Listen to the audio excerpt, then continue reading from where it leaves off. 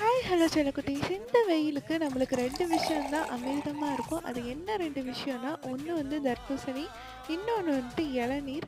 அ so நம்ம இன்னைக்கு தர்பூசணி ஜூஸ் எப்படி போடுறதுன்னு சொல்லி தான் நம்ம இன்னைக்கு பார்க்க போறோம் நம்ம வீடியோல. அ ஸோ அதுக்கு ஃபர்ஸ்ட்டு வந்து தர்பூசணி வந்து இந்த மாரி பீஸா கட் பண்ணிட்டு, அதில இருக்க கொட்டைய வந்து நல்லா ரிமூவ் பண்ணி எடுத்துக்கோங்க. ரிமூவ் பண்ணி எடுத்துட்டு இதில நல்லா கிரைண்ட் பண்ணிக்கோங்க. கிரைண்ட் பண்ணிட்டு இந்த மாரி ஒரு பாத்திரமும், வடிகட்டியும் வச்சு வடிகட்டி எடுத்துக்கோங்க. ஜூஸ் வடிகட்டி வந்து கொஞ்சம் பெருசா இருக்கும். உங்களுக்கு வடிகட்ட வந்து ஈஸியா இருக்கும். ஸோ அத வச்சு நல்லா வந்து கிண்டி விட்டு வந்துட்டு வடிகட்டி எடுத்துக்கோங்க. ஆ எனக்கு வந்து ஜார் வந்து கொஞ்சம் சின்ன சைஸா இருந்தனால 2, 3 ரவுண்ட் வந்துச்சு. ஸோ அதுக்கப்புறம் நான் ஜூஸ எக்ஸ்ட்ராக்ட் பண்ணிட்டேன். அதுக்கப்புறம் சப்ஜா சீட்ஸ் கொஞ்சம் ஊற வச்சிருந்தேன். சப்ஜா சீட் உங்கள டீஹைட்ரேஷன் ஆகாம பார்த்துக்குரும். அதுலேருந்து 2 ஸ்பூன் வந்து சேர்த்துக்கோங்க. தென் நீங்க ஜூஸ் ஊத்தி சர்வ் பண்ணலாம்.